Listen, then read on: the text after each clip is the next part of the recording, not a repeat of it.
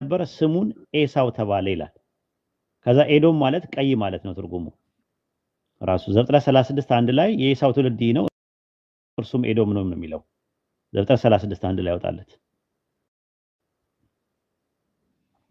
ዘፍጥረት 36 አንድ ላይ ይታያል።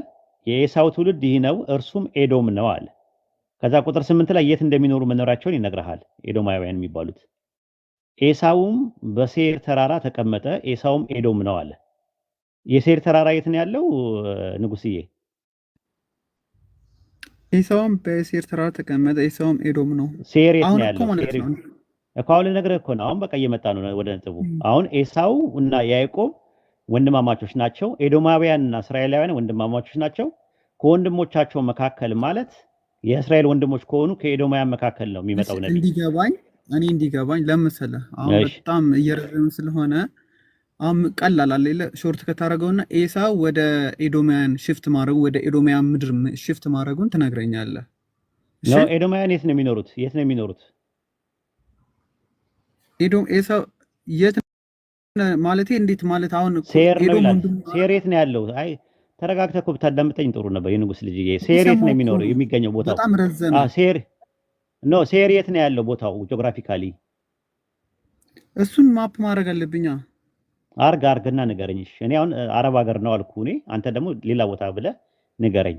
አረቦቹ ጋር ነው ያለው እኮ አረብ ሀገር እኮ እንደዛ። እኔ እኮ ምን ታውቃለህ ወሂድ ጀስት እኛ አሁን ስለ ስላሴ ያስተምሩ እንደስንነግራችሁ አምጡ ትሉናላችሁ ከአንድ ቦታ። አንተ ግን አሁን ትንቢት እኮ ነው። አሁን ይኸውልህ ምን አለ መሰለህ ከአረቦቹ መካከል ነብይ እንደሚመጣ ነገርኩህ እኔ። አሁን ማን እንደመጣ እነግርሃለሁ ራሱ። ግን አሁን ሴር የት ነው ብለህ ደግሞ አጥና። ሴር የት ነው ያለው? አንዴ ማፕ ይቅና ፋራና ሴር ላይ ነው የሚኖሩት እና ሲና ሶስቱ ተራሮች ማለት ሰንሰለታማ ናቸው። ማፕ አድርግና ንገረኝ።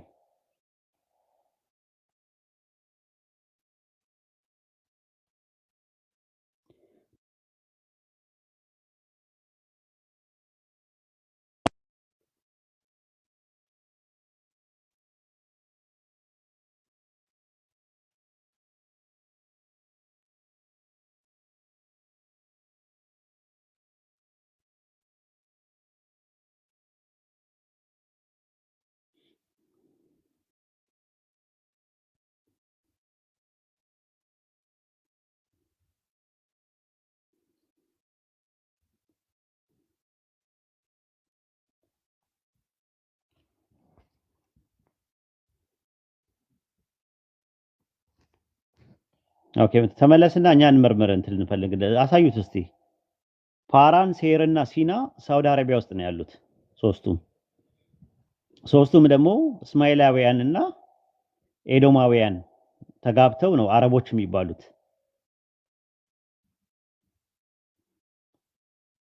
ይሄ ኢንተርኔት አይሰራም እንጂ ከፍትለት ነበር። የሚከፍት ካለ ኢንተርኔት ያለው ይክፈትልኝ። አዎ አይ ሐሰን እየነዳ ስለሆነ ትንሽ አልተመቸው ራሱ ማለት ነው። አይ ራሱ እንትን ይበልና ሌላ ቀንም እንትን ማለት ይችላል ከፈለገ እንዳይሰምንት ማለት ነው። የምችሉ ሰዎች መክፈት የምችሉ ሰዎች ግቡ። ሙስሊሞች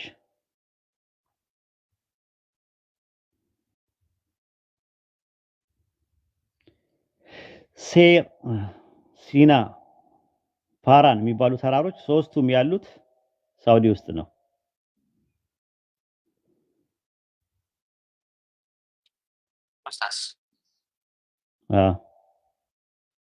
ፓራን ያሳየው ነው። ኦኬ መኪና እንዳትጋጭ አደራህን። አላህ ይጠብቅህ።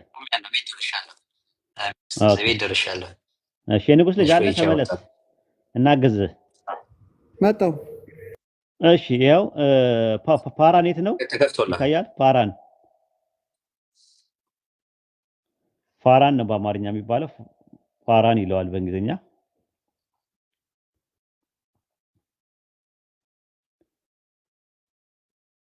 ዴዘርት ኦፍ ፋራን ይባላል። አረብ ማለት ዴዘርት ማለት ነው በነገራችን ላይ ምድረ በዳ ማለት ነው። እሺ ለወደፊቱ ማለት ነው።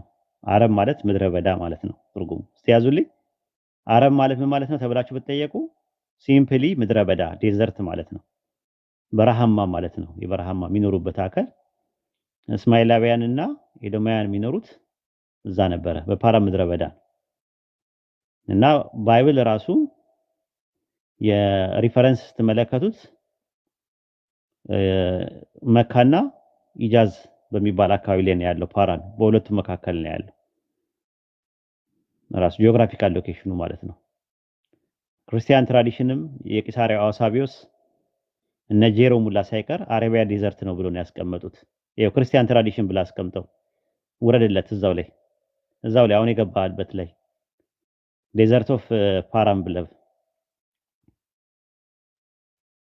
ይታያል እዛ ጋር ኢን ክርስቲያን ትራዲሽን ብለ ያዘው ክርስቲያኖች ራሳቸው ምን እንደሚሉ ይታያል ኢን ክርስቲያኒቲ የሚለው እሱ ጋር አያችሁት ኢን ክርስቲያኒቲ ትራዲሽን በክርስትና ትውፊት ቦዝ አውሳቢዮስ ማለት የቂሳሪያው አውሳቢዮስ ታሪክ ጻፊው ኤንድ ጄሮም ሪፖርት ባደረጉት ፓራን ወዝ ዘ ሲቲ ፓራ ዴዘርት ኢን አረቢያ ዴዘርት አለ አረቢያ ውስጥ ነው ያለችው አለ ሳውዘርን የሆነ ሳውዝ ኢስት የሆነው ፓርት ፓራን የምትገኘው ተራራ ወዛው ነው ብሎ ነው ያስቀመጡት ፓራን ሲና እና ሴር ሰንሰለታማ ተራሮች ሆኖ አረብ ውስጥ ነው ያሉት ግልጽ ነው የንጉስ ልጅ እሺ አይ ነው ልጠይቅ እስኪ ማለቴ ፋራን አረብ ዝም ብለህ ኮንክሉድ ከምታረጋው ስፔሲፊክ ፎቶውን ንገረን ፋራን ከመካ ስንት ኪሎ ሜትር ነው ርቀቱ ወይስ መካ ውስጥ ፋራን ስንት ኪሎ መካ አረብ ሀገር ሳይሆን እዚህ ጋር ሳቢዮስ እንዳስቀመጠው ከሆነ በመካና በእንትን መካከል ነው ይሄ በመካና በምንድን ነው የሚባለው በመካ በጣይፍ ነው ቆይ አይደለም ራሱ በመካና ፋራን የመን ውስጥ አይደለም ኧረ የመን ውስጥ አይደለም ኢቭን የመኖች ራሳቸው አረቢያን ናቸው ራሱ አረቢያን ናቸው እነሱ ራሳቸው እነሱ ናቸው ግን እሱ አይደለም ፋራን የመን አይደለም ማን ያለ ኖ ወይ የመን አላልኩም እኮ እዛ ውስጥ ነው የአረብ ምድር የሚባለው ይሄ ሚድል ኢስት የሚባለው ለምሳሌ ጂኦግራፊክ የሆነ ችግር የለውም አሁን ምን ታረጋለህ ቀለል ስፔሲፊክ ቀለል አድርጌ ልስጥ እሺ እስካሁን ድረስ የሄድኩበት ርቀት ምናልባት አልተመቸ ይሆናል ማለት ነው ዋናው ነገር ማጠቃለያ ልሰራበትና ወደ እንትኑ ልምጣለህ ወደ አንተ ነጥብ ልምጣለህ እኛ ያለው ምንድነው ዮሐንስ ወንጌል ምዕራፍ 1 ቁጥር 19 እስከ 23 ባለው መሰረት አይሁዳኖች የሚጠብቁት ሶስት ሰዎችን ነበር አንደኛው ኤልያስ ነው ሁለተኛ መሲሁ ነው ሶስተኛ ደግሞ ነብዩ ነው ነብዩ የተባለው የት ላይ ነው ኦሪት ዘዳግም 18 ላይ ነው ያለው ኦሪት ዘዳግም 18 ላይ ያለው ነብይ ከወንድሞቻቸው መካከል እንደሚነሳ ተነግሯል ወንድሞቻቸው የተባለው ኦሪት ዘዳግም ምዕራፍ 6 ምዕራፍ 2 ቁጥር 4 ላይ የኤሳው ልጆች ነው ተብለዋል ኤሳውያን የሚኖሩት የት ነው ብለን ስንመረምረውና ስናጠና ኤሳውያን የሚኖሩት አረቢያን ዴዘርት ውስጥ ነው አረቢያን ዴዘርት የሚባለው ፓራን ሴርና ሲና ናቸው ሶስቱ ናቸው አሁን እንደዛ ከሆነ ዘፍጥረት 21 ላይ አንድ ማጠቃለያ እንስራና ከዛ በኋላ አንተ እከሌ ነው ብለህ ትነግረኛለህ ኦሪት ዘፍጥረት ምዕራፍ 21 ቁጥር 1 ላይ እስማኤል በፓራን ምድረ በዳ ተቀመጠ ይላል የት ነው የተቀመጠው በፓራን ምድረ በዳ ተቀመጠ ይላል እስማኤል በፓራን ምድረ በዳ ተቀመጠ ይላል አሁን የሚነሳው ነገር ከዛ ከፋራን ከምድረ በዳ ውስጥ በምድረ በዳ የሚመጣ ሰው አለ የሚመጣው ሰው ማን ነው ዕንባቆም ምዕራፍ 3 ቁጥር 3 ላይ ቅዱሱ ከፓራን ተራራ ይመጣል ይላል ስለማን ነው የሚያወራው የንጉስ ልጅ ቅዱሱ ከፓራን ተራራ ይመጣል ይላል ማን ነው ይሄ ቅዱሱ የተባለው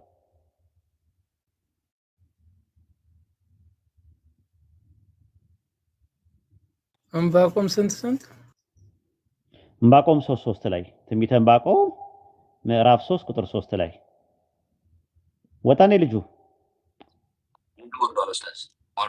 እሺ ሳውት ምናልባት ኔትወርክም ሊሆን ይችላል ሳውት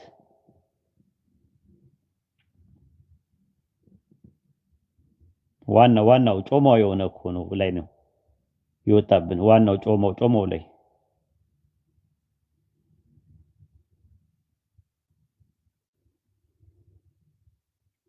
ካልመጣ እንዲጨርስልን ይሄንን እዚህ ጋር ነው ይላችሁ እንትን ዕንባቆም 3:3 ላይ ግቡ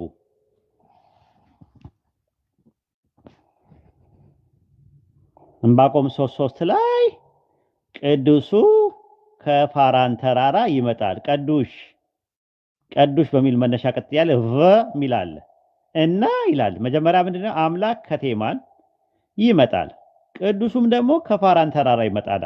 ቴማን መዲና ናት። ሬቨሌሽን ነው የሚያሳየው። ቅዱሱ ከፋራን ተራራ ይመጣል። ገባችሁ?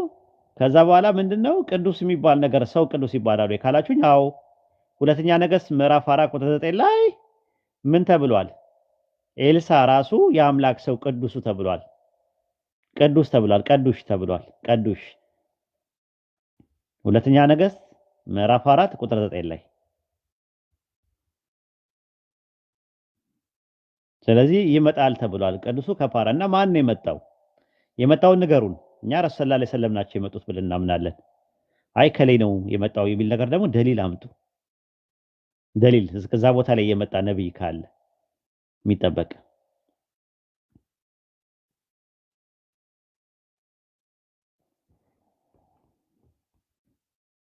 ይው ዲፌንድ አድርጉ። የምር ዲፌንድ አድርጉ ይሄንን ነገር።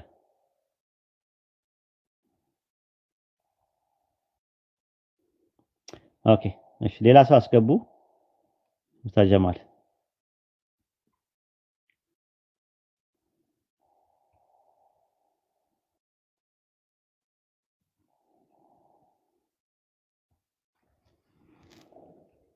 ሰላም አለይኩም ኡስታዝ። ወአለይኩም አሰላም ወራህመቱላሂ ወበረካቱ። ልጠይቅ እኔ? እሺ ጠይቂ። እሺ ኢየሱስ ምድር ላይ ሳለ አምላክ ነበረውና አምላኬ እያለ እዚህ ያመልከው ነበረ። ያው እናንተ መዳን መዳን ከአይሁድ ነውና እኛ ለምናውቀው እንሰግዳለን እናንተ ለማታውቁት ትሰግዳላችሁ ሲል ያው ኦልሬዲ ይሰግድለት ነበር ማለት ነው። እና ደግሞ ራእይ 3:2 ላይ ራሱ አይደለ ስራህ በአምላኬ ፊት ፍጹም ሆኖ አላገኘሁትም ብሎ ያለው ራእይ 3:2 እና እዚህ ሲፈጽም የነበረውን አምልኮ እዛም ይፈጽመዋል ማለት ነው። አዎ ሰማይ ላይ ሆኖ ሰማይ ላይ ሆኖ አምላክ አለው ኢየሱስ ማለት ነው። ኢየሱስ አምላክ አንድ አምላክ ነው ያለው ማለት ነው። አምላኩ ሰማይ ላይም ሆኖ አምላክ አለው ማለት ነው። ያንን ነው የሚናገረው። ራዕይ ዮሐንስ ምዕራፍ 3 ቁጥር 2 ላይ ራዕይ ዮሐንስ 3:12 ላይ ስትመለከቱ ራዕይ 19 ላይ ስትመለከቱ አምላካችን ይላል ኢየሱስ። ምናችን? አምላካችን እያለ ነው የሚናገረው። ከመጀመሪያው ጀምሮ ብታዩ መዝሙረ ዳዊት ምዕራፍ 65 ቁጥር 2 ላይ ስጋ ሁሉ ጸሎትን ወደምትሰማ ወደ አንተ ይመጣል አለ። ስጋ ሁሉ ይላል። ስጋ ማለት ምን ማለት ነው ሲባል የቁርበትና የቆዳ ክፍል ብቻ አይደለም፣ ሰው ማለት ነው ራሱ። ለምሳሌ ኤርሚያስ 32:27 ላይ እኔ አለ ፈጣሪ የስጋ ሁሉ አምላክ ያህዌ ነኝ አለ። የስጋ ሁሉ አምላክ ካለ የሁሉም ነገር አምላክ ነው። መዝሙረ ዳዊት ምዕራፍ 40 ቁጥር 7 ላይ መሲሁ ምን አለ? እነሆ መጥቻለሁ፣ እነሆ መጣው፣ እነሆ በመጽሐፍ ጥቅልል ስለኔ እንደተጻፈ አምላኬ ሆይ ፈቃድህን ለማድረግ ወደድኩኝ አለ ይላል። አምላኬ ሆይ መዝሙረ ዳዊት ምዕራፍ 40 ቁጥር 7 ላይ አምላኬ ሆይ አለ መሲሁ። ዕብራውያን 10:7 ላይ ምን ይላል? በመጽሐፍ ጥቅልል ስለኔ እንደተጻፈ አምላኬ ሆይ ፈቃድህን ላደርግ መጥቻለሁ አልኩ ይላል። መሲሁ አምላኬ ሆይ ብሎ በትንቢት መነጽር ራሱ እንደሚናገር ይናገራል። አምላክ በሚለው ቃል ላይ ከ የሚለው ሳድስ ወደ ኬ ሀም ስናመጣው ኬ በሚለው ውስጥ የእኔ የሚል አለ። በግሪከኛው ሙ ይለዋል። ሙ ማለት እኔ ማለት ነው፣ የእኔ አምላክ ማለት ነው። ማርቆስ ወንጌል ምዕራፍ 15 ቁጥር 34 ላይ ስትመለከቱ በ9 ሰዓት ኢየሱስ ኤሎሄ ኤሎሄ ላማ ሰበክታኒ ብሎ በታላቅ ድምጽ ጮኸ፣ አምላኬ አምላኬ አንተ እኔን ለምን ተውከኝ? ማይ ጋድ ዋይ ሃቭ ዩ ፎርሳከን ሚ? አንተ እኔን ለምን ተውከኝ? አንተ ትመለከቻለሽ አሲ አንተ እኔን ስለምን ተውከኝ? አምላኬ አምላኬ የኔ አምላክ ማይ ጋድ ሙ የእኔ ኢየሱስ በባለቤት ሁለተኛ መደብ አንተ የሚለውን ኢየሱስ በባለቤት ሁለተኛ መደብ ላይ አንተ የሚለውን አንዱ አምላክ ሲሆን በተሳቢ ደግሞ መደብ እኔ የሚለው ራሱን ነው። ተውከኝ የሚል ደግሞ ተሻጋሪ ግስ አለ፣ ትራንሲቲቭ ቨርብ የሚባለው ማለት ነው። በባለቤትና በተሳቢ መካከል ደግሞ ከገባ አንድ አምላክና ኢየሱስ ሁለት የተለያዩ ማንነትና እምነት ናቸው። ለዛ ነው ዮሐንስ ወንጌል ምዕራፍ 20 ቁጥር 17 ላይ ወደ አምላኬና ወደ አምላካችሁ አርጋለሁ አለች። ወደ የሚል መስተዋድድ አለ። ኢየሱስና አምላክን መነጠሉ ራሱ በሰዋሰው አወቃቀሩ የተለያየ ነው አይደል? ቴዎን ሙ አምላኬ የኔ አምላክ እያለ የሚናገርበት ማለት ነው። ምናልባት ወደ አምላኬና ወደ አምላካችሁ ስለሚል የኢየሱስ ክርስቶስ አምላክና ወደ አምላካችን አላለም ይላሉ አንዳንዴ። ኖ እንደዛ ማለት አይጠበቅበትም። ኦሪት ዘፍጥረት ምዕራፍ 43 ቁጥር 23 ላይ እርሱም አላቸው ሰላም ለእናንተ ይሁን፣ አትፍሩ፣ አምላካችንና የአባቶቻችሁ አምላክ ማለት ነው። ዮሴፍ ወንድሞቹንና አባታቸውን አካቶ አምላካችሁ ከማለት ይልቅ አምላካችሁና የአባታችሁ አምላክ ብሎ ነው ያስቀመጠው። ኦሪት ዘፍጥረት 43 23 ላይ ልዩነት የለውም። ከተባለም ደግሞ ኢየሱስ አምላካችን ያለበት ጥቅስ አለ ወይ ብለን ስንል አዎ አለ። እንዳደነግጡ ክርስቲያኖች ራዕይ ዮሐንስ ምዕራፍ 19 ቁጥር 5 ላይ ራዕይ ዮሐንስ ምዕራፍ 19 ቁጥር 5 ላይ ድምጽም እንዲህ ሲል ከዙፋኑ ወጣ። በዙፋኑ መካከል ያለው በጉ ነው የሱ ድምጽ። ባሪያዎች ሁሉ እርሱን የምትፈሩ ታናናሾች ታላላቆች ሆይ አምላካችንን አመስግኑ። ምናችንን? አምላካችንን አመስግኑ። ሰማይ ላይ ኢየሱስ አምላካችን እያለ ይናገራል። ምናችን? አምላካችን እያለ ይናገራል። ራዕይ ዮሐንስ ምዕራፍ 3 ቁጥር 2 ላይ ራዕይ ዮሐንስ ምዕራፍ 3 ቁጥር 2 ላይ ለፊላደልፊያ ይመስለኛል ኤጲስቆጶስ ወይ ተሳስቻለሁ። እሱ ቁጥር 2 ላይ ምን ይላል? ስራህ በአምላኬ ፊት ፍጹም ሆኖ አላገኘሁትምና። አምላኬ ማንን ነው አምላኬ የሚለው? ሰማይ ላይ ማለት ነው። ሰማይ ላይ ኢየሱስ አምላኬ ይላል። ቁጥር 12 ላይ ነው ራዕይ 3 12 ላይ ድል የነሳው በአምላኬ መቅደስ አምድ እንዲሆን አደርጋለሁ፣ ወደፊትም ከቶ ከዚያ አይወጣም። የአምላኬ ከተማ ስም ማለትም ከሰማይ ከአምላኬ ዘንድ የምትወርደው አዲሷ ኢየሩሳሌም አምላኬ የአምላኬ መቅደስ አምላኬ እያለ አራት ይጠቀማል። በአምላኬ መቅደስ የአምላኬ ስም የአምላኬ ከተማ ስም እያለ ይናገራል። ከዛ ከላይ ደግሞ አምላኬ ይላል ራዕይ 3:2 ላይ። ስለዚህ በአጠቃላይ አምላኬ እያለ ይናገራል ማለት ነው ኢየሱስ ማለት ነው። አምላክ ካለው ማንን ነው የሚያመልከው የሚል ነገር ጥያቄ ይነሳል። ዮሐንስ ወንጌል ምዕራፍ 4 ቁጥር 22 ላይ ግባ። ዮሐንስ ወንጌል ምዕራፍ 4 ቁጥር 22 ላይ እናንተ የማታውቁትን ታመልካላችሁ። አማርኛው ያው ስግደት ነው የሚለው፣ እንግሊዘኛው ወርሺፕ ነው የሚለው። እናንተ የማታውቁትን ታመልካላችሁ፣ እኛ መዳን ከአይሁድ ነውና የምናውቀውን እናመልካለን። ነገር ግን በእውነት አምላኪዎች አብን በመንፈስና በእውነት የሚያመልኩበት ጊዜ ይመጣል፣ አሁን ሆኗል አለ። አብ ሊያመልኩት እንደነዚህ ያሉትን ይፈልጋልና አለ። ስለዚህ አሁን ጊዜው ነው፣ እያመለኩት ነው አብን ነው እየተናገረ ያለው። እናመልካለን። ምን ላለን? እናመልካለን። ሰማይ ላይ ምን እየሰራ ነው? ፋሲ ታውቂያለሽ? ዕብራውያን 8:2 ላይ ያወጣላት እንዳስቁ። ዕብራውያን 8:2 ላይ ሰማይ ላይ ምን እየሰራ እንዳለ ታውቃላችሁ? አሁን ስራው ይታያችኋል። ምን ይላል? ማን ነው? ራዕይ ነው የገባው ለካስ። ይቅርታ ዕብራውያን 8:2 ላይ እኔ ነገር ተክሳትኩኝ። ዕብራውያን ምዕራፍ 2 ቁጥር 8 ላይ መልካም የመቃጠል ዘመን እንግዲህ ታች እንግዲህ አላቀላችሁም፣ እያያችሁ ገቡበት፣ እኔ የለሁበትም። ምን ይላል እዚህ ጋር? ዕብራውያን 8:2 ላይ ዕብራውያን ምዕራፍ 8 ቁጥር 2 ይታያችኋል። እርሱ የመቅደስና የእውነተኛይቱ ድንኳን ማለትም የሰማይ አገልጋይ ነው ይላል። እዛ እያገለገለ ነው ያለው።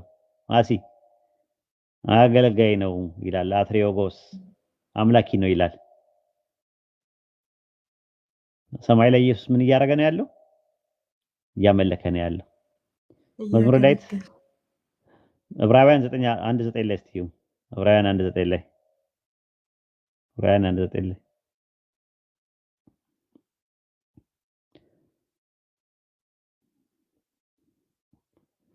ጽድቅን ወደድክ አመፃን ግን ጠላ። ስለዚህ እግዚአብሔር አምላክህ ከባለንጀሮች ይልቅ ከጓደኞች ይልቅ በደስታ ዘይት ቀባሃል። እግዚአብሔር አምላክ የማን አምላክ? የኢየሱስ አምላክ። የኢየሱስ አምላክ ደግሞ አንድ አምላክ ነው። እሱን ነው ሲያመልክ የነበረው ኢየሱስን። አንድ ሰው ጀነት መግባት ከፈለገ ኢየሱስ ያመለከውን አምላክ አምልኮ ጀነት መግባት ይችላል። ኢየሱስ ያመለከውን አምላክ አምልኮ ማለት ነው። ኢየሱስ ያመለከውን አምላክ፣ ኢየሱስን የላከውን አምላክ አንድ አምላክ አለ። ኢየሱስን ነብይና መልእክተኛ አድርጎ የላከ አንድ አምላክ አለ። እሱን አምላክ እንድታመልኩ ነው ጥሪያችንን የምናቀርበው ማለት ነው። ጃቢርን አስገቡት እስከ ድረስ ጃቢርን አስገባ። ለማን ነው አቤት የሚባለው?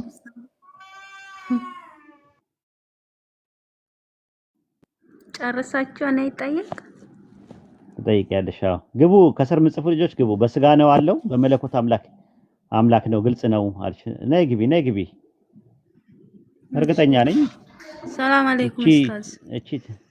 ወአለይኩም ሰላም ወራህመቱላሂ ወበረካቱ። ሙስሊም ነሽ? ኧረ እኔ ክርስቲያን ነኝ፣ ግን ብዙ ይተከታተላል።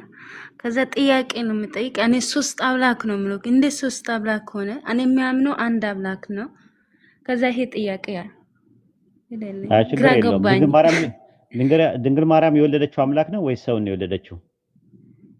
አላነበብኩትም ክታም፣ ግን ግራ ገባኝ። እንደዚህ በሚዲያ ላይ እነሱ የሚሉሽ ማለት እነሱ እንደሚሉሽ ከሆነ ማንን ነው የወለደችው? ድንግል ማርያም ምንን ነው የወለደችው ይሉሻል? አምላክን ነው አይደል የወለደችው ይላሉ አይደል? ዮሴፍን አይደለም አምላክን ነው የወለደችው ይላሉ አይደል እነሱ? የትኛውን አምላክ ነው የወለደችው? ወልድ የሚባለውን አምላክ ነው አይደል? እኔ የምጠይቅ ነው። ይሄ ብቻ ግራ ገባኝ። አልተማርኩትም፣ አላነበብኩትም። ወልድ የሚባለውን አምላክ ነው የሚያመልኩት እና ሁለት የቀሩ አሉ። አብና መንፈስ ቅዱስ የሚባሉ አሉ። ያልወለደቻቸው አሉ። አምላክ ሆኖ ግን ያልወለደቻቸው አሉ። ሁለት አብና መንፈስ ቅዱስ የሚባሉ አሉ። እግዚአብሔር አብና እግዚአብሔር መንፈስ ቅዱስ የሚባሉ አሉ። ጋድ ዘ ፋዘር እና ጋድ ዘ ሆሊ ስፒሪት የሚባሉ አሉ። ሁለት የቀሩ አሉ ያልወለደቻቸው። እሷ የወለደችው አንደኛውን ነው የወለደችው ከሶስቱ አንዱን። ኦኬ እሺ። እንደ ሶስት አምላክ እናምናለን። እኔ እንጃ እኔ ምን አውቃለሁ ብለሽ ነው? አንድ አምላክ ነው እኔ የማውቀው። ኢየሱስን የላከው ብቻ ነው አንድ አምላክ። እኔ ሲሄንም ግን ሶስት አምላክ ነው ማለት እዚህ እንትን ላይ አሁን ገስት ላይ ስንት ሰው ነው ያለው? ገስት ላይ አሁን እዚህ የምናወራው ላይ ገስት ላይ ያለው ስንት ሰው አለ? ቁጠሪን እስቲ። አምስት ሰዎች አለን። በአካል ስንት ነን? አምስታችን አምስት አይደል? አካላችን ብዙ ስለሆነ ነው አምስት ሰው አለ ብለሽ የምትይው አይደል? አዎ። ሰማይ ላይ ሶስት አካል ካለ ስንት አምላክ ነው የሚኖረው? ሶስት አካል ካለው ስንት አምላክ ነው የሚኖረው? ሶስት አካል ከቆጠርሽ በኋላ ስንት አምላክ አለ ብለሽ ትያለሽ? ከዛ በኋላ ሶስት ካረክሽ በኋላ በአካል ሶስት ካረክሽ በኋላ ስንት አምላክ አለ ብለሽ ታስቢያለሽ ሰማይ ላይ? እኔ እንጃ። በቃ ችግር የለውም። ለማንኛውም አዳምጪ እሺ። አዳምጪ። አንቺ ከስር ተማሪና በደንብ አዳምጪ። ምን በይ። የቴሌግራም ቻናል አለ አንብቢ እሺ። እሺ ኢንሻአላህ አላህ ሂዳያ ይስጥሽ። እናመሰግናለን። በርቺ። አሜን። እሺ አስገቧቸው። ሌሎች ካሉ አስገቧቸው። ታች የሚጽፉትን ጃቢሩ አሰላሙ አለይኩም ወራህመቱላሂ ወበረካቱ። አኹና ወአለይኩም ሰላም ወራህመቱላሂ ወበረካቱ። ሰላም አለይኩም ብያለሁ ሁላችሁም። ኡስታዝ እንዴት ነህ? ሰላም ነው። እንዴት ነህ? አልሐምዱሊላህ ደህና ነኝ ኡስታዝ። ማሻአላህ አልሐምዱሊላህ። አንተ ደህና ነህ? እሺ ሰላም ነኝ ያለው። አስገቡ። ሰው ካለ አስገቡና ከጃቢሮ ጋር ደግሞ ትንሽ ያወሩ።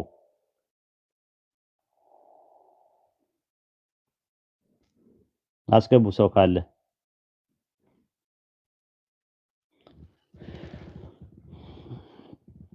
ኪንጎ አሰላሙ አለይኩም። ወአለይኩም ሰላም ወራህመቱላሂ ወበረካቱ። ሙስሊም ነህ? አዎ ክርስቲያኖችን ነው የፈለግነው። እንትን በል በኋላ ትጠይቃለህ ኢንሻአላህ። ታገስ አንዴ። ክርስቲያኖች ካላችሁ ግቡ። አሲ ተመለሰልሽ ጥያቄው በደንብ በአግባብና በስርዓት? ከበቂ በላይ ነው ኡስታዝ። ሹክራን። ልድገምህ አንድ እሺ ቀጥይ። ከእንግዲህ ጥያቄ የሚጠይቁት ከሌለ አንቺ ጠይቂና ኪንጎ ይጠይቅና ከዛ እንትን አለ ማለት ክርስቲያኖች ካላችሁ ግን ስላሉ እንትን በሉት። አይ ቲንክ ጃቢር ስላለ ጃቢርም ይመልስላችኋል። ይሄ እንትኑ ማለት ነው የሥላሴ ጉዳይ።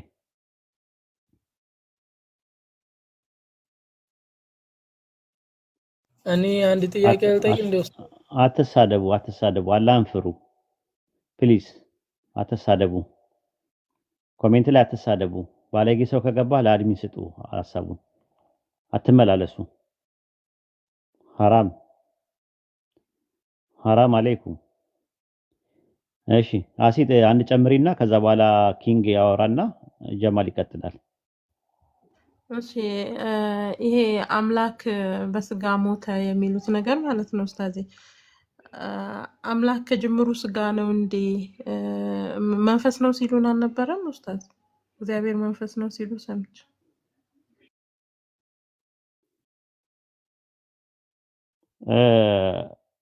አንቺ ብረት ለብሰሽ መተሽ በብረት ብትደበደቢ እና ብረቱ ማለት የማይሰማው ከሆነ አሁን የምንጠይቃቸው ጥያቄ አምላክ በስጋ ሲሞት አምላክ ሞቷል ወይ? ሲደበደብ አምላክ ነው በስጋ የተደበደበው። በስጋ ነው እንጂ የተደበደበው አምላክ ረቂቅና ምጡቅ ነው። ዮሐንስ ወንጌል 4:24 ላይም እንደዛ ነው። እግዚአብሔር መንፈስ ነው ይላል። መንፈስ የሆነ ደግሞ የማይታይ የማይዳሰስ የማይጨበጥ ረቂቅ ከሆነ ሊደበደብ አይችልም። የማይደበደብ ከሆነ ምኑን የደበደቡት? ድራማ ነው ወይ? ስለዚህ አምላክ አይደለም የተደበደበው። አንቺ ብረት ለብሰሽ ብረቱን ቢቀጠቀጥ አንቺ የማይሰማሽ ከሆነ ውስጥ ከሆነ ያለሽው ዋጋ የለውም ራሱ ማለት ነው። ግን አሁን በስጋ ምን ማለት ነው? በስጋ ማለት ምን ማለት ነው የሚለውን እንረዳው። ሮሜ 9:5 ላይ ክርስቶስ በስጋ መጣ አለ። በምን መጣ? በስጋ መጣ አለ። ሮሜ 1:3 ላይም በስጋ ከዳዊት ዘር ተወለደ ይላል። በስጋ አንደኛ ጴጥሮስ 4:1 ላይም ክርስቶስ በስጋ መከራ ተቀበለ ይላል። ከዛ አንደኛ ጴጥሮስ 3:18 ላይ ነው በስጋ ሞተ። ማን ነው የሞተው? ክርስቶስ ደግሞ ወደ አምላክ እንዲያቀርበን እርሱ ጻድቅ ሆኖ ስለ አመፀኞች አንድ ጊዜ በኃጢአት ምክንያት ሞቷልና በስጋ ሞተ። ማን ነው የሞተው?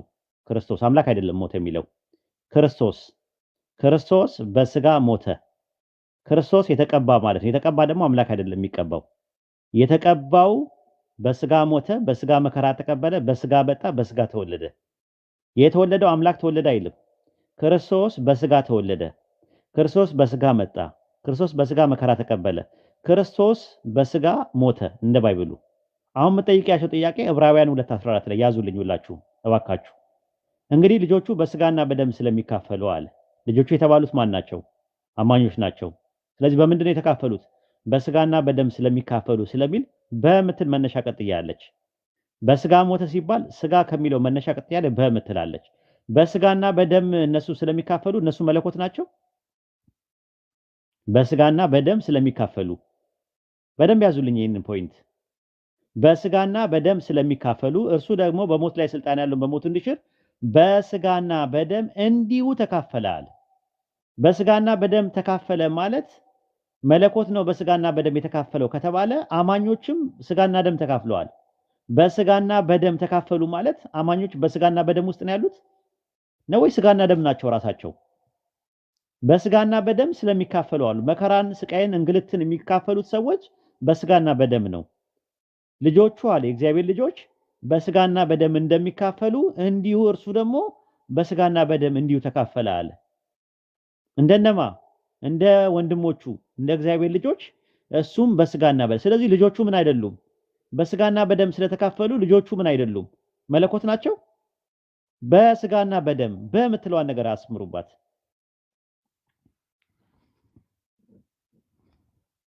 ግልጽ ነው አሲ? አዎ ግልጽ ነው። በስጋ ሞተ ሲሉሽ ዕብራውያን ምዕራፍ 2:14 ላይ ልጆቹ በስጋና በደም ስለሚካፈሉ ሲባል በስጋና በደም በምትለው ፕሪፖዚሽን ስጋና ደም በሚለው መነሻ ቀጥያ ላይ መታለች። በስጋና በደም እነሱ የተካፈሉት። ስለዚህ እነሱ መለኮት ሆኖ በስጋና በደም ተካፍለዋል ማለት ነው ወይ ሰው ነው በስጋና በደም የሚካፈለው? አይ ሰው ነው ከተባለ እንዲሁ ይላል እንደ ወንድሞቹ እንደ እግዚአብሔር ልጆች በስጋና በደም እንዲሁ ተካፈለ ነው የሚለው። ስለዚህ ከዚህ አንፃር ነው የሚታየው ማለት ነው። በስጋ የተገለጠው በስጋ የመጣው አንደኛ ጢሞቴዎስ ምዕራፍ 3:16 ላይ እንደዛ ነው የሚለው።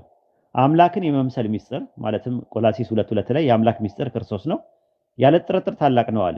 ያ ክርስቶስ የሚባለው ማለት ነው። እርሱ በስጋ የተገለጠ በመንፈስ የጸደቀ ለመላእክት የታየ በአሕዛብ የተሰበከ በዓለም የታመነ በክብር ያረገ ይላል። ስለዚህ በስጋ የተገለጠው መሲሁ ነው። መሲሁ ነው በስጋ የተገለጠው። በስጋ የመጣው ክርስቶስ ነው።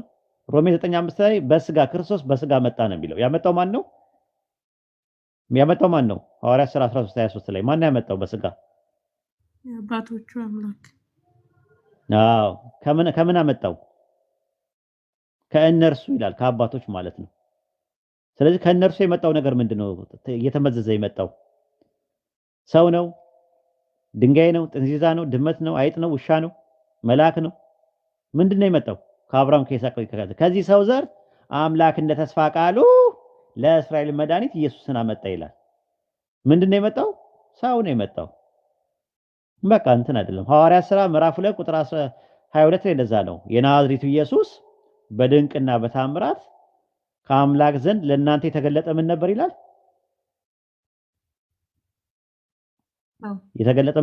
የተገለጠ ምን ነበር ይላል? ጥንዚዛ፣ ድመት፣ አይጥ፣ ውሻ፣ ድንጋይ፣ መልአክ ምን ነበር ይላል? ከእግዚአብሔር ዘንድ ለእናንተ የተገለጠ ምን ነበር ይላል? ሰው ነበር። ስለዚህ በስጋ የተገለጠው ምንድነው? ሰው ነው የተገለጠው እንጂ አምላክ በስጋ ተገለጠ፣ አምላክ ተወለደ፣ አምላክ በስጋ ሞተ፣ አምላክ በስጋ መጣ የሚል ጥቅስ የለም ባይብል ላይ የለም።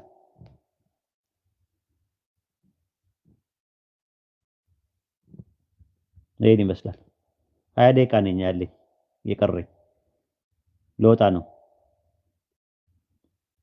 ኪንጎ ቀጥል።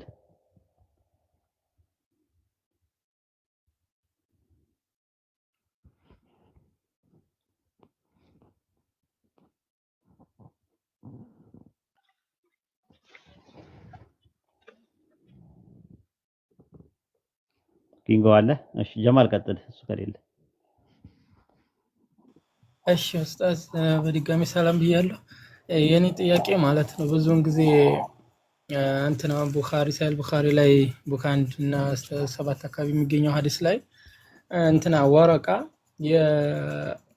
ይጽፍ ነበርና እንትና ማን ዕብራይስጥን በአረበኛ ይጽፍ ነበርና አላህ ያሳወቀውን ያክል ይጽፋል የሚለው እዛ ጋር ያው አላህ ከሻ ነው ሁሉም ነገርና የሚሆነው። እዛ ጋር ግን ክርስቲያኖች የሚያነሱት ነገር ወረቃ ከእስልምና በፊት ብለው የሚያነሱት አለ። እንግሊዘኛው ላይ እንደዛ ብሎ መሰለኝ የሚያስቀምጠው፣ ማለትም አረበኛው ላይ እንደዛ አይልም፣ ግን እንግሊዘኛው ላይ ከእስልምና በፊት ብሎ ያስቀምጠዋል መሰለኝ።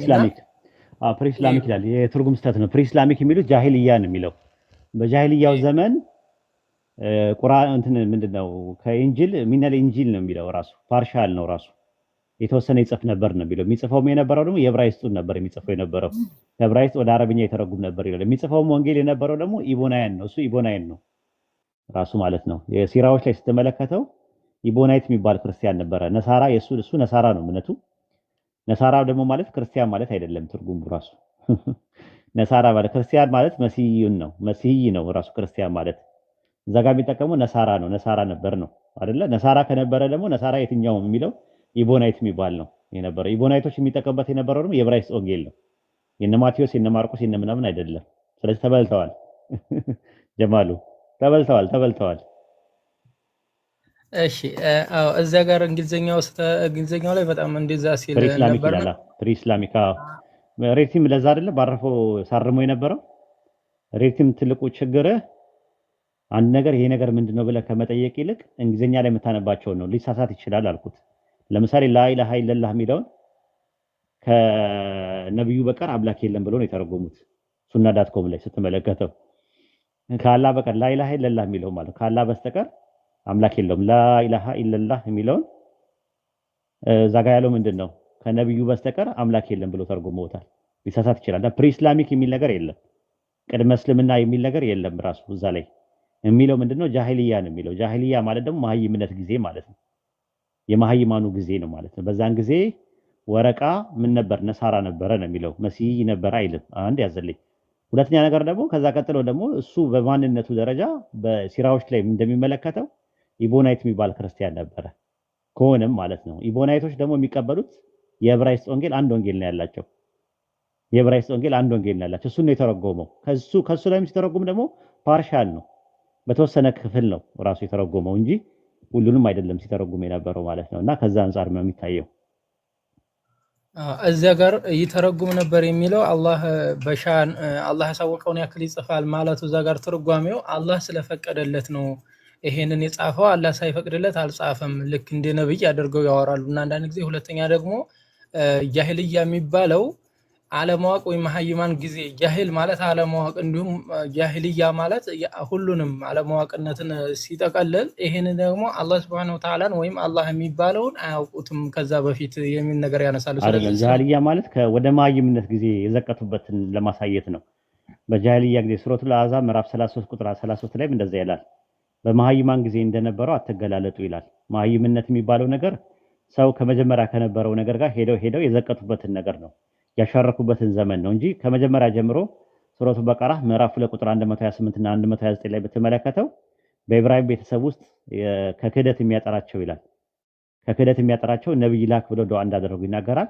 ቁጥር 151 ላይ ደግሞ ረሱል ሰለላሁ ዐለይሂ ወሰለም መጽሐፍና ጥበብን የሚያስተምራቸው ያለ አንቀጾችን የሚያነብ መልእክተኛ ላክ፣ አንቀጾቻችን የሚያነብ መልእክተኛ ከክህደትም የሚያጠራቸውን ላክን ይላል ስለ ረሱል ሰለላሁ ዐለይሂ ወሰለም ሲናገር ማለት ነውና ያ ማለት በክህደት አረንቋ ውስጥ ተዘፍቀው ከዛም ባሻገር ደግሞ ከእውቀትም ርቀው ስለነበረ ያሻርኩ ስለነበረ ያ ጃሂልያ የሚባለው ዘመን ያንን ነው።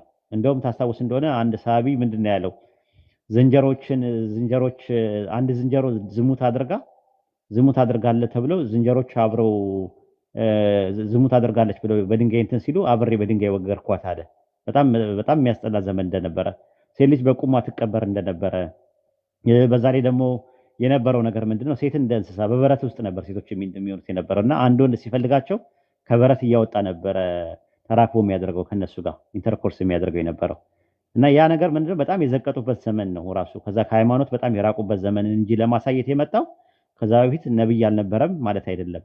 ኢስማኤል ነብይ ነው፣ ኢብራሂም ነብይ ነው። ያንን ነገር የተከተለ ነው። ግን ወድቀው ዴክላይን አድርገው ነበረ።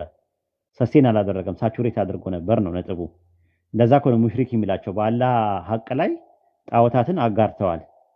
ራሱ ሰማይና ምድርን የፈጠረው ማን ነው ስትላቸው አላህ ነው እያሉ ይናገሩ ነበረ። ለምን ያውቃሉ? ሰማይና ምድር ያንን ነገር ለምንድነው? በሱረቱ ዙሩፍ ምዕራፍ 43 ላይ ቀሪ ቃልን አደረገን፣ በዝርዮቻቸው ውስጥ ቀሪ ቃልን አደረገን ስለሚል ማለት ነውና መሀይማን የሚለው ነገር የመጣው ሪላቲቭ ነው፣ አብሶሉት አይደለም፣ አንጻራዊ ነው፣ ፍጹማዊ አይደለም፣ ሙጥለቅ አይደለም፣ ቀሪብ ነው።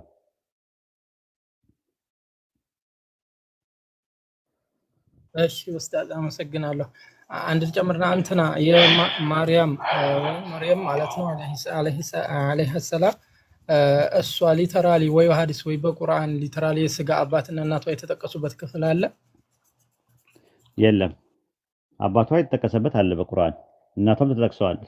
ስማቸው ከሆነ አባቷ ተጠቅሷል። የመርየም ኢምራን የሚባለው አባቷ ነው። እናቷ ደግሞ ስሟ አልተጠቀሰም። ግን በተፍሲር ደረጃ ሐና ተብላ እንደተባለች አስቀምጠዋል ሙፈሲሮቹ። በተረፈ ሐዲስ ላይ አላየውም እኔ። ምናልባት ሊኖር ይችላል ሐዲስ ላይ ምናልባት፣ ቁርአን ላይ ግን የለም እንደዛ የሚል ሐና የሚል። ቢንት ኢምራን ሲላት ኢምራን የኢምራን ልጅ ብሎ ሲጠራት ማለት ሱረቱ ነህል ላይ ሲጠራት ኢምራን የእንትና የሃሩን እህት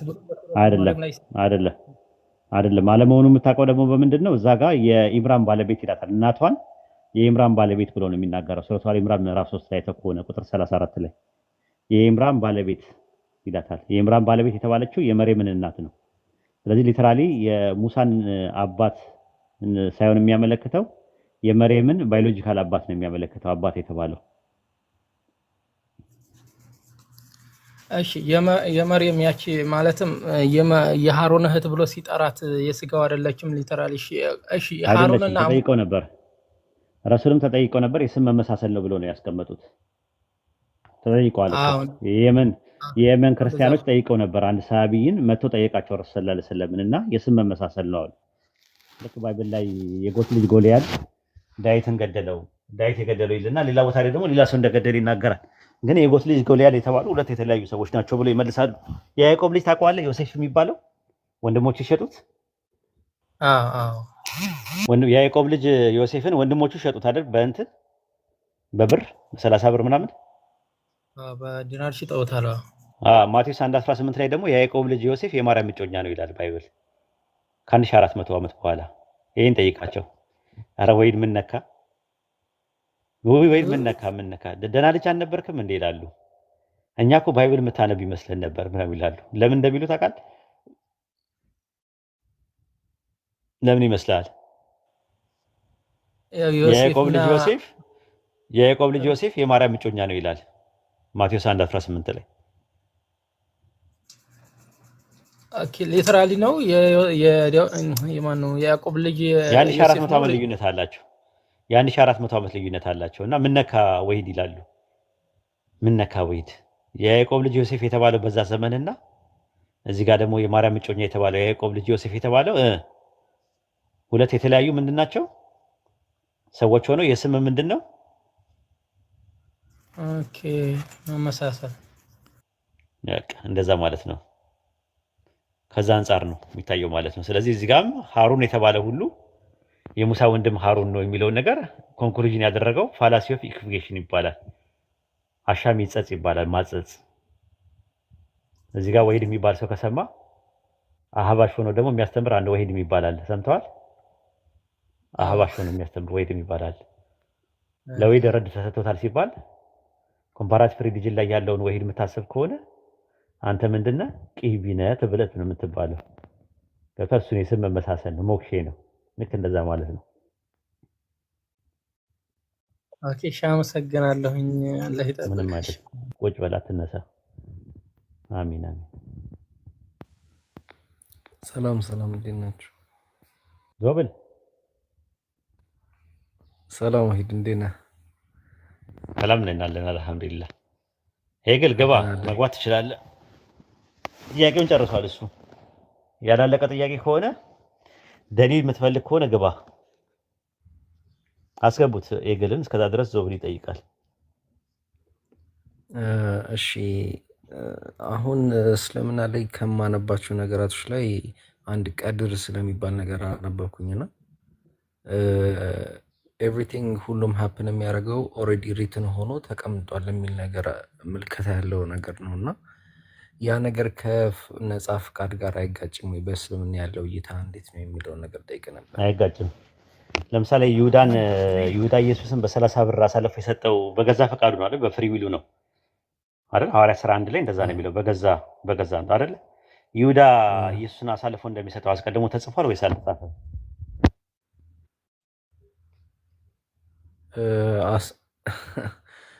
ያማ ከአምላክ ነው እኮ አስቀድሞ አልተጻፈም፣ ተጽፏል። ይሁዳ እንደሚክደው ተጽፏል፣ ግን ያ የተጻፈው ከአምላክ ስለሆነ ነው እኮ። የአምላክ እውቀት ነው የተጻፈው እንጂ አምላክ እንዲያደርገው ነው የጻፈው ወይስ ስለሚያደርገው ነው የጻፈው? ስለሚያደርገው። ኦኬ፣ በዛ መንገድ መረዳትም ይቻላል። ግን አይ ረጋ ብለህ እስኪ ይኸው መጀመሪያ ይሁዳ አሳልፎ ኢየሱስን የሰጠው በገዛ ፈቃዱ ነው፣ በፍሪ ዊሉ ነው። ይሁዳ አስቀድሞ አሳልፎ እንደሚሰጠው መጻፉ የአምላክን አዋቂነት ነው የሚያሳየው ወይስ በፍሪ ዊሉ ላይ አሉታዊ ተጽዕኖ አለው?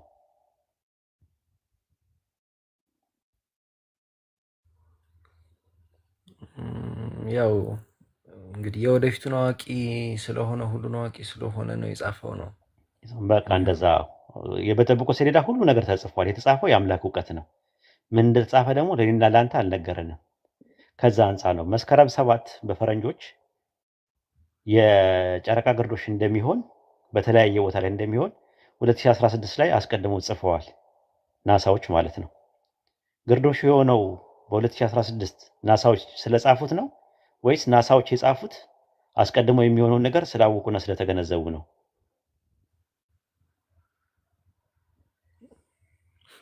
ያው ስላወቁ።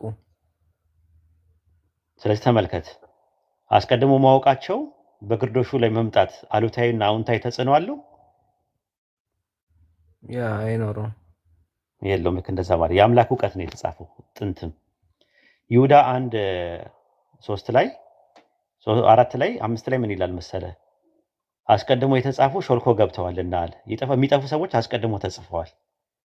እዛ የሚጠፉ ሰው አስቀድሞ የተጻፉት ውስጥ ቡድን ውስጥ መግባት አለመግባት ያንተ ፍሪ ዊል ነው። አስቀድሞ መጻፉ አንተ እዛው ስትገባ ይሁዳ 1:4 ላይ ነው የሚናገረው። ይሁዳ 1:5 ያንተ መጽሐፍ እኮ ነው የሚናገረው። አስቀድሞ ተጽፏል ይላል። ይገባኛል። ስለዚህ አስቀድሞ መጽሐፉ የአምላክን እውቀት ነው የሚያሳየው ወይስ ደግሞ በዛ በፍሪ ዊል ላይ አሉታዊ ተጽዕኖ አለው ብለን ስንል እኛ ኮምፓተብል ውስጥ ነን። ኮምፓተብል ነው የአምላክ እውቀትና የሰው ነጻ ፈቃድ አይጋጭም ብለን ነው የምናምነው። ኮምፓታቢሊስት ነው የምንባለው። ሊብርቴሪያንም አይደለንም፣ ሃርድ ዲተርሚኒስትም አይደለንም ራሱ ማለት ነው። ሊብርቴሪያን የሚባሉት ምንድን ነው የሚሉት?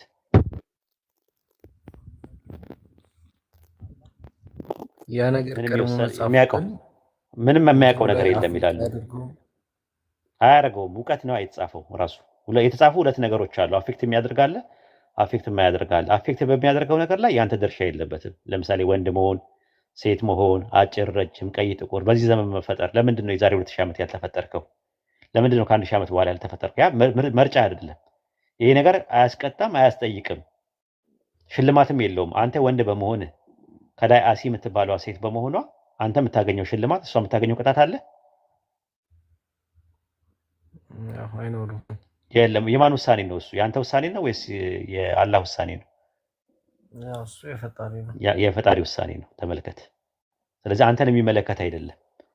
ነገር ግን አንተን የሚመለከት ጉዳይ ላይ ሲሆን ግን አላህ ያለ እውቀት ነው የሚሆነው። ለምሳሌ ማመጽ፣ መታዘዝ፣ እሺ ማለት፣ እምቢ ማለት፣ መቀበል፣ ማስተባበል፣ ማመን፣ መካድ የሚባለው ግን ለአንተ ነው የተተወው። አላህ ለአንተ ነው የሰጠ። ያን የሰጠ ማን ነው? አላህ ነው። አስቀድሞ ምን ይለዋል? ያውቀዋል። አውቆ ሰጥተዋል። ያ በሰጠ ነገር ላይ የምትጠየቅበት ይሄ ላይ ነገር ላይ ነው። ካምፓሲቲ ያለ ማለት ነው። ይሄ ፓፕ የሚባለው ማለት ነው። ፓፕ የሚባለው ፍሪ ዊል የሚባለው ማለት ነፃ ፈቃድ መሽያ። ስለዚህ ነፃ ፈቃድ አሁንም ማድረግ ትችላለህ። ነፃ ፈቃድ ደግሞ እንዳለ ደግሞ ብዙ ማስረጃዎች አሉ። አንድ ነገር አድርግ አታድርግ የሚለው ነገር ነፃ ፈቃድ ለሌለው ለሮቦት እንጂ ለነፃ ፈቃድ አታድርግ።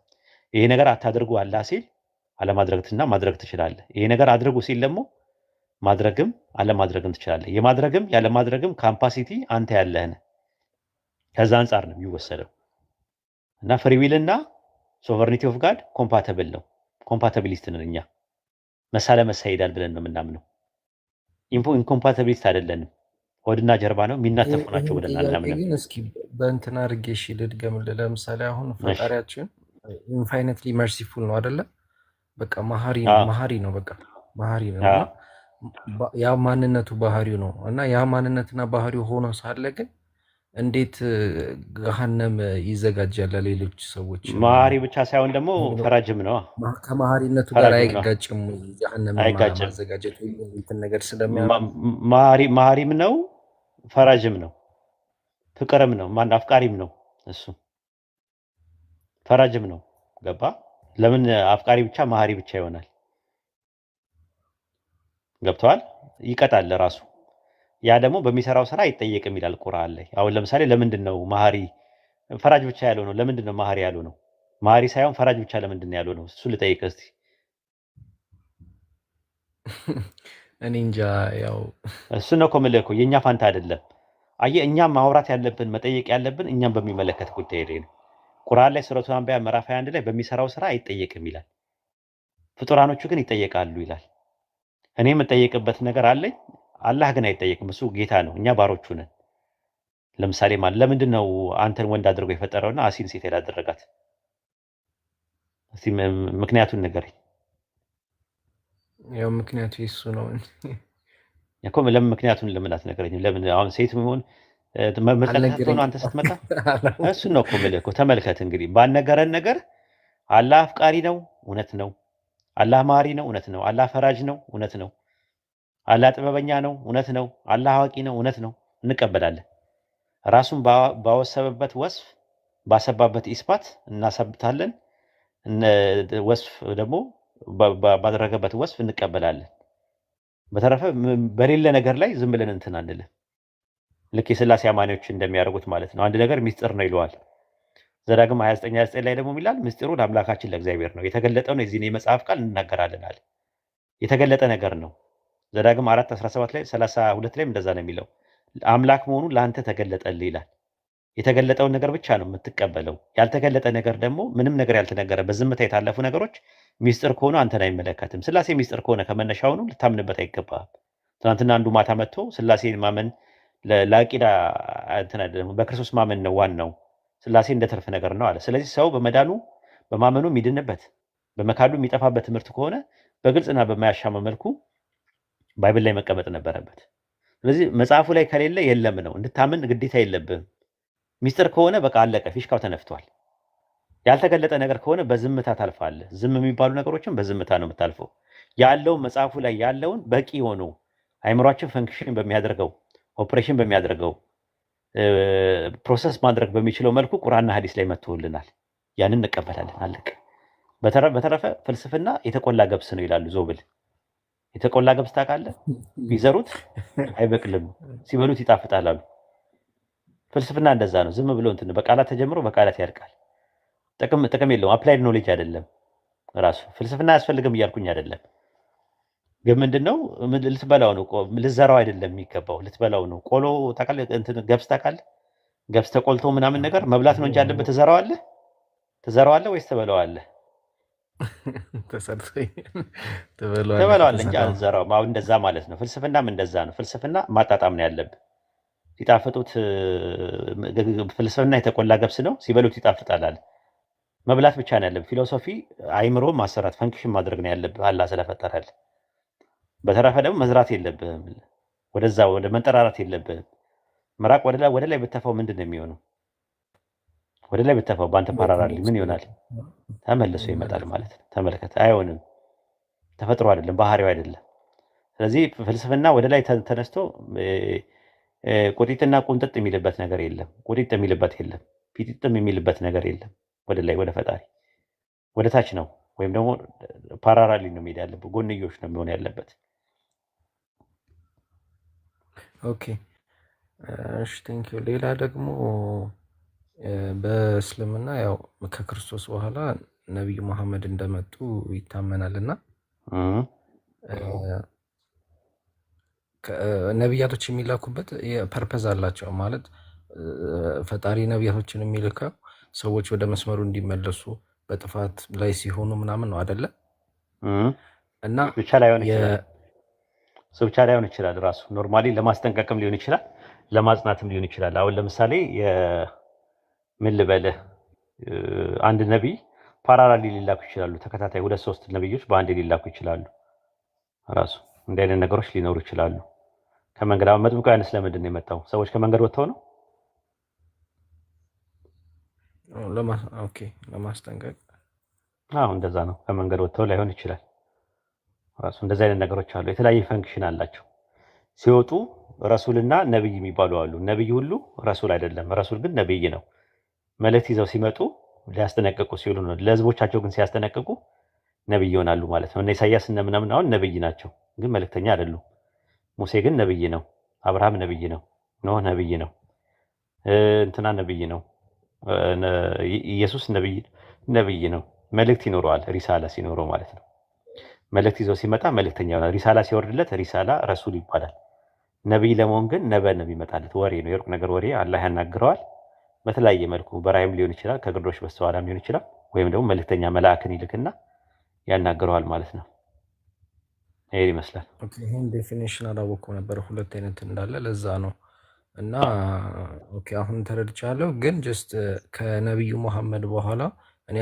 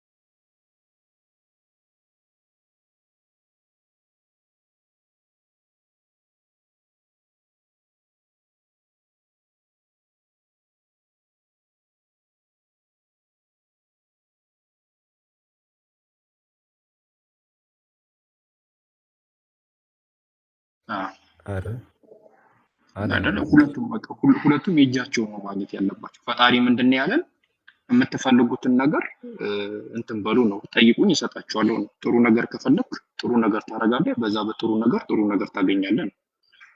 መጥፎ ነገር የምትፈልግ ከሆነ ደግሞ መጥፎ ነገር ታደርጋለህ፣ በዛ ምትክ መጥፎ ነገር ታገኛለህ። ስለዚህ የምትቀበለውን ነገር ፈጣሪ ሲሆን የሚወስንልህ አንተ ነው የምትወስነው ማለት ነው። ተረዱ እና ይሄ ደግሞ የሚገርም እንትን ነው። እና ምንድነው ደግሞ መጥፎ ነገር ሰተከው መጥፎ ነገር እንዳይሰጥ ደግሞ ንስሐ የሚባል ነገር አለ። ንስሐ ወይ ተውበት የምታረግ ከሆነ ያ ነገር እንዳስፈላጊነቱ እንዳትሄዱ ይቅር ይባልና በመልካም ነገር ይቀየርልሃል ማለት ነው። እና ይሄ ለአምላክ ምንም ጥያቄ እንትን የማይል ኡስታዝ መጥቷል መሰለኝ። ቀጥሉ በቃ። ኦኬ ከተመለሰ አንድ ችግር የለውም አውሩ፣ ቀጥሉ። እኔ መውጣቴ ነው። አሪፍ ነገር ነው ያነሳው ራሱ ማለት ነው። ብዙ ነገሮች አሉ፣ ግን ጃቢር ዛሬ ምድር ላይ በታሪክ ውስጥ ስንመለከት አዳም የሰራውን ያክል በደል ትልቁ ኃጢአት የሚባለው ነገር ማሻረክ ነው አይደለ? አላህ ላይ ሐቁን መንካት ነው። አዳም የሰራው ኃጢአት ከእስልምና የሚያስወጣው ነው ማለትም እንደዚህ ከሃይማኖት አጥር ውስጥ የሚያስወጣው ነው አይደለም። ማለት ከአዳም የባሰ ኃጢአት የሰሩ ሰዎች አሉ ምድር ላይ። ፌር አይደለም ራሱ አዳም ይቅር ካልተባለ ፌር አይደለም ራሱ። እሱንም ዞር ብላችሁ ይዩት ራሱ። በእኛውን ይቅር ተብሏል ብለን እናምናለን። መጽሐፈ መቃብያን ላይም እንደዛ ይቅር ተብሏል። አዳም ይቅር እንደተባለ ንስሐ እንደገባ፣ ግን ለጊዜው ለፈተና ስለሆነ የገነት መጀመሪያ የገባው ከዛ አንጻር ነው የሚታየው። እና ቀጥሉ። እኔ ለውጣ ነው ወይ ምን ላደርግላችሁ? ስልኩን ትቼላችሁ ልሂድ። ምናልባት ከተደወለብኝ እንትን ነው ወደ ስራ ላይ ሄድ ነው ለውጣ ነው። ይቅርታ እንግዲህ የአጉል ሰዓት ነው መሰለኝ የገባሁት። የሆነ ሰው ቤት ይክፈት። ጃቢሮ ትችላለህ? ችግር የለም ከፍተኛ በቃ ጃቢሮ ጋር ሂዱ እስቲ ተሰብሰቡና ኢንሻአላህ ጃቢሮ ጋር ሂዱ። እኔ እንትን ልበል ኢንሻአላህ። ጀዛኩሙላህ ኸይረን ጀዛ ላደረጋችሁ ጅሁድ አላህ ይቀበላችሁ። መጽሐፍ የሰጣቸው እንዴ? መጽሐፍ መንገድ ላይ እየሄድኩኝ እንትን ማለት ትችላለህ፣ ማውራት ትችላለህ። 10 መጽሐፍ የምትፈልጉ ልጆች አንዳንድ አሳዩና በውስጥ መስመር ኡስታዝ ጀማልን እንትን በሉት። እኔ ስገባ 10 መጽሐፍ አላችሁ የተቀመጠ። ጃቢሮ መጽሐፍ ወሰድክ ነው ይቀመጥልህ? አይ እንትን ነው ታላቁ ተቀብሎልኛል የሁለታችንን። በቃ እሺ፣ በቃ እንደዛ ኸይር። ዞብል ለዞብል አንድ ዶክተር እዚህ አይደለም እቺ ፎሎ አርጉኝና በውስጥ ማታ ምናልባት ሰዓትም ሄዶ ስለነበረ የተወሰናችሁ ልጆች ትቀራላችሁ። ማታ ያልጻፍኩላችሁ ልጆች አላችሁ፣ አሁን ይጽፍላችኋለሁ ኢንሻአላህ።